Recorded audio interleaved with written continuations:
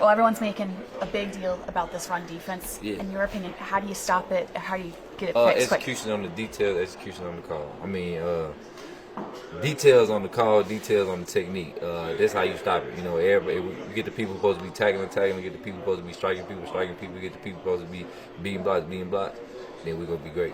That doesn't sound like an easy one-day fix, is it? Yeah, I mean, it's things that we supposed to have been doing anyway, that we have done and that we can do. So it's like, just get to doing it. That's basically it. So just everybody going out there and practice today. We working on our technique, working on our hands. We getting our 500 shots post practice and everything like that too. Alvin Kamara, what did you see from him? You see a guy who's explosive. You know, he get the offense going. The offense can run through him through the run game and the pass game at times, and you know, a guy that can definitely be dominant. Thank you, Nicole. Well, after watching the tape, what do you think it showed against your guys' performance the other night? We just got to be more technique sound, and just be better fundamentally. Just hands, feet, make sure we're looking at the right thing, watching our keys, and just playing football, just playing clean football. I've heard a lot of guys say that they need to get back to the fundamentals and the technique. What does that look like throughout the week in practice? Obviously, it started in meetings, just talking to the coaches, working on what we can get better at, and just going out there and competing at practice like we're finna go do, have hard practice, and we're going to see a lot of the looks that we gave up in the game. We're going to see them in practice, correct them, and move on. And what do you think this Saints team, definitely starting off hot, what do you think of them? Oh, no, they're explosive. They got a lot of they're fast. They run a good system over there. Obviously, you see they putting up, about 50 a game. So we got our work cut out for us, and we just got to go out there and execute the plan that we got. Does that almost help when you have to wash a loss like this, when you know you have an opponent like this coming up? What's that again? Does it help when you come off a loss, when you know you have an opponent like the Saints coming up on a short week where you almost like have to get over a loss quickly? I mean, anytime you lose, you don't want to dwell on it too long. You go back and look and see what you could have did better and move on. You don't want to just sit there and just look like, oh man, well, we could have did this and that and that and that. Now we got to correct it and we got to move on. It's a long season, and that was just week 2. We're going on to week 3. Sweaty was talking about how the defensive line had to get back on the same page with one another. How do you feel like that's been coming along this week? Oh, it's been good. You know, like I said, we've been talked about what we got beat on, and just cleaning up our techniques and earning the right to go rush. You know, a lot of people saying not a lot of pressure, we're not getting to the quarterback. Well, that's because they're running the ball, max protection, boot action, a lot of that stuff. We got to stop the run first so that we can get out of the boots and get them in a drop back situation so we can go rush. Yep. Thank you for your time. Sorry, ladies first. What's your question? What did the tape show after that loss?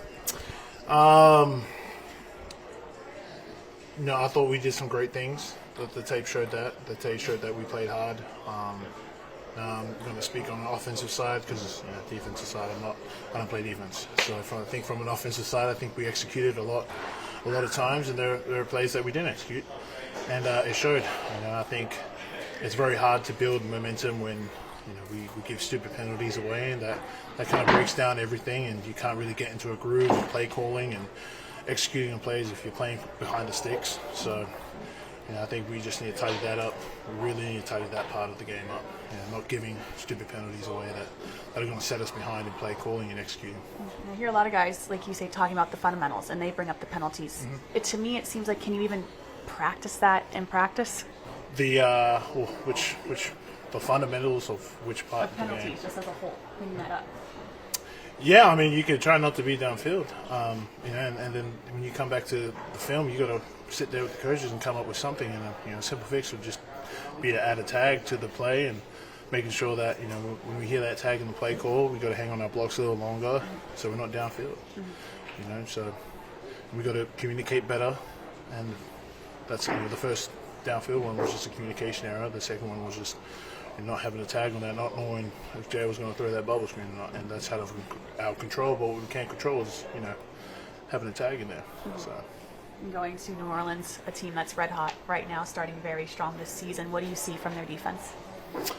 Very disciplined players, execute at a high level, and so it's going to be a matchup for us, and we're just going to go out there and worry about our jobs, making sure that we can execute at the high level, and making sure that we communicate at a high level, because it's going to be super loud in there. So that's what we're worried about. You've got a lot of experience against Chase Young. I guess what makes him a challenge?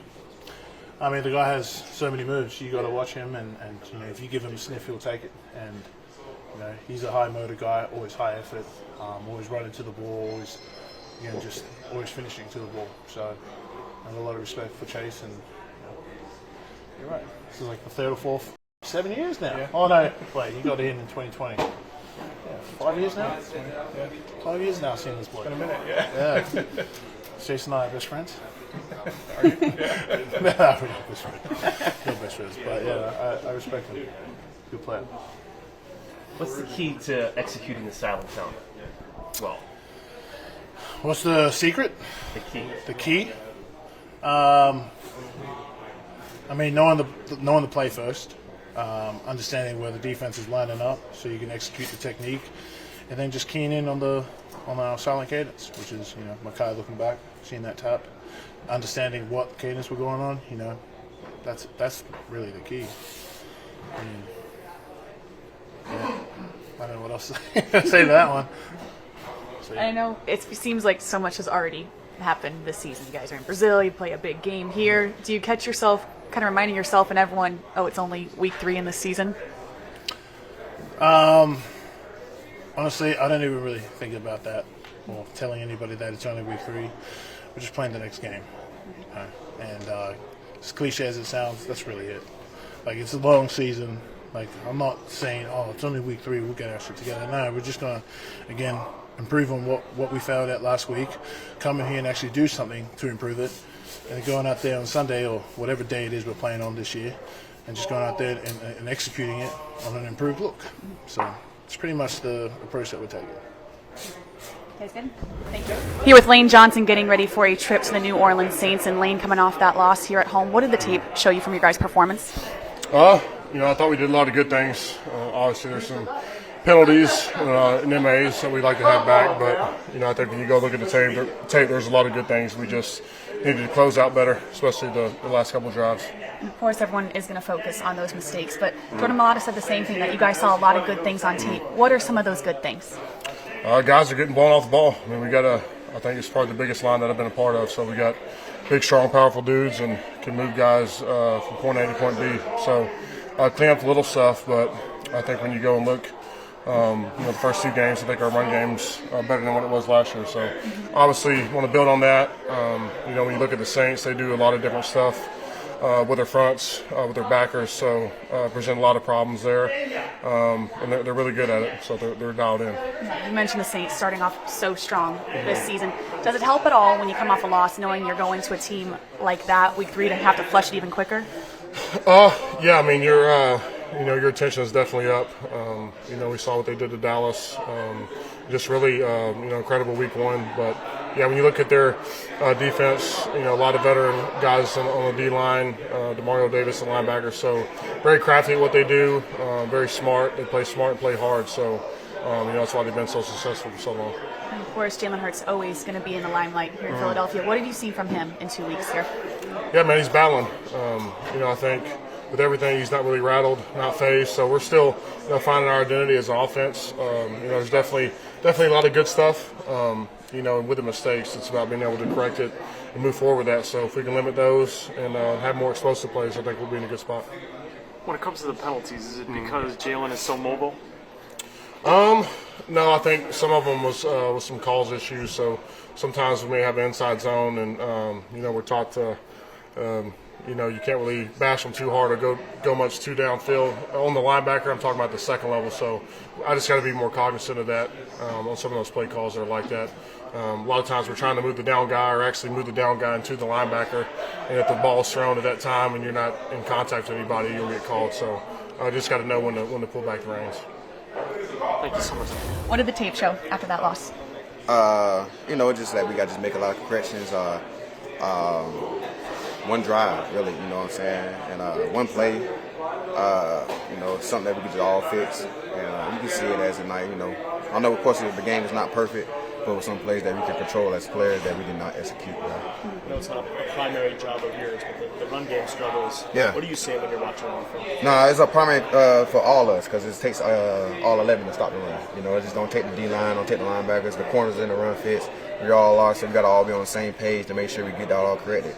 Because I know it'd be a lot of hassle on the D-line, but now it's a group effort. That's one thing we all can do together as one is to stop the run. How do you correct it? Well, I mean, I'm not a DC or nothing like that, so I don't know all the gap schemes and all that. I just know I need to be fitting that as well. But I'm sure, our coach will get that situated, figure that all out, and we'll go out here and execute it the best way we can as possible for them. And when you look at the Saints offense, I mean, they've been scoring like 45 points Yeah. a game and stuff. What are you kind of seeing on the tape? Oh, they just great, man. They are a hot team right now, playing at the extreme level. Derek Carr is one of been in this league for a long time, and he's good at what he does. Great passer, man. That's why he's been one of the best in the league for so long. So we got to just go out here and compete, play fast, play physical, and we're going into a hostile environment. They are a hot team, so they got a great offense and a great defense. So we know we got to come out there and bring the defense along. I saw their coach said that defensive players aren't kind of catching up to Shaheed yet in terms of how explosive he is. What do you see on again? About Rashid Shaheed? Yeah. About how explosive he is. Ben knew that since he came into the league. I think I played him as a young buck, as a rookie. He came here with 12 Olave. So they was already showing explosiveness then. So my attendance was already up, man. I just know them guys really can run and go, and them boys got a lot of potential to be a great duo together. And but yeah, man, we on the alert for them for sure. That's been my known thing. I've been knowing them, been watching their film. They're both talented at what they do. We just got to limit to what they do. What kind of challenges does Mara present? I mean, oh my goodness, he's nice with it, man. One of the best backs with the best balance I've seen in a long time, man. He really breaks a lot of tackles. What's crazy is that, I told him don't never jump on me again. He jumped on me one time when I was in Detroit, his rookie year, and he really cleared me. So come on, I know you watching this product. Don't jump on me no more like that. I'm gonna press charges. I swear to God, I'm pressing charges. When I asked CJ about this game yesterday, he called over to you. Is this game you think is significant to him? Of course. I mean, it's everything. I know it's a part of the business. It's a business aspect. But, everybody when you get drafted somewhere, everybody goes to always finish their career where they got drafted at. Of course, it's a business. Before I became an Eagle, I always wanted to be a Lion as well. But understanding what the business is what does it. But no hard feeling to the Lions or nothing. But he might got a lot of different hostility to them. I'm not that kind of hostile. I just like to enjoy the game and play full good. But yeah, man, I know he gonna go with a lot of big chip on his shoulder. I went to Detroit with a little chip on my shoulder too as well. But nothing to be negative about. But I know Chauncey ready.